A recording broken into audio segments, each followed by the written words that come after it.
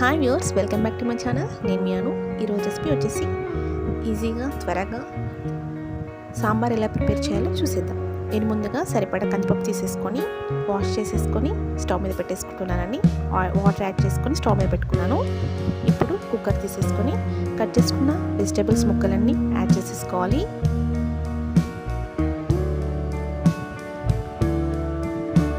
ఇలా అన్నీ యాడ్ చేసేసుకున్న తర్వాత పసుపు, సాల్ట్, కొంచెం పప్పులో కూడా పసుపు వేసేసుకోండి.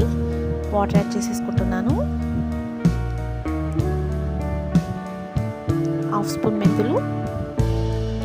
టేస్ట్ స్మెల్ చాలా బాగుంటుంది. లాస్ట్లో వంకాయలు యాడ్ చేసుకుంటున్నాను.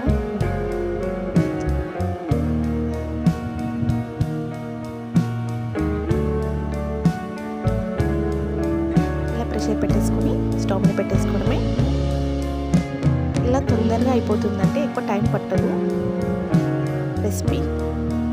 ఇప్పుడు నేను ఇక్కడ చింతపండు పులుసు రెడీ చేసుకుంటున్నాను.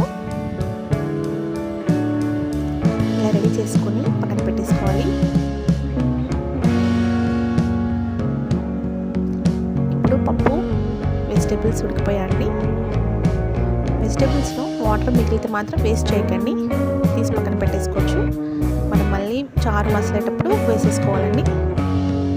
తాలింపు కోసం 2 teaspoons ఆయిల్, జీలకర్ర, పచ్చిమిర్చి, ఆనియన్స్, ఎండుమిర్చి, కరివేపాకు, అల్లం పేస్ట్, ఉడికించిన వెజిటేబుల్స్, కారం, ఉప్పు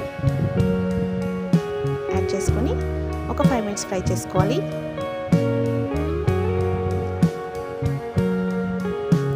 ఫ్రై చేసుకున్న తర్వాత ఉడికించిన పప్పు యాడ్ చేసేసుకొని ఒక 2 minutes ఫ్రై చేసుకోవాలండి. అంతే. చింతపండు పులుసు యాడ్ చేసుకోవాలి. నేను ఇక్కడ క్లిప్పింగ్ మిస్ అయిందండి. నేను మిగిలిన వెజిటేబుల్స్ వాటర్ కూడా యాడ్ చేసుకున్నాను. క్లిప్పింగ్ మిస్ అయిపోయింది.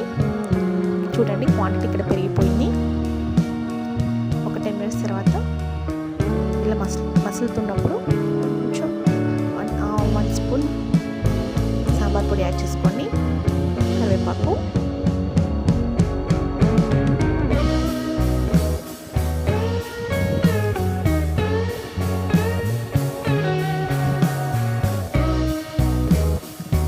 కొంచెం బెల్లం యాడ్ చేసుకోవాలి. టేస్ట్ చాలా బాగుంటుంది. ఎక్కడైనా మనకి పులుపు ఏమైనా అనిపిస్తే కవర్ చేసేస్తుంది. పులుపు లేకుండా కూడా బాగుంటుంది బెల్లం యాడ్ చేయడం వల్ల. ఒక 10 minutes తర్వాత కొత్తిమీర వేసేసుకొని ఒక 10 minutes పెట్టేసుకోవాలి. ఆఫ్ చేసుకోవాలండి.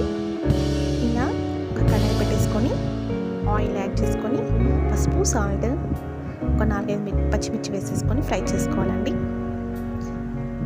సాంబార్లోకి వేడివేడి అన్నం సాంబార్లోకి పచ్చిమిర్చి నంచుకొని తింటే చాలా బాగుంటుంది. ఇలా ఎంతమందికి ఇష్టమో కామెంట్లో పెట్టండి.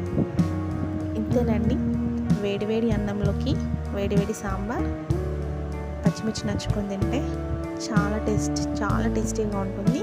తప్పకుండా ట్రై చేయండి.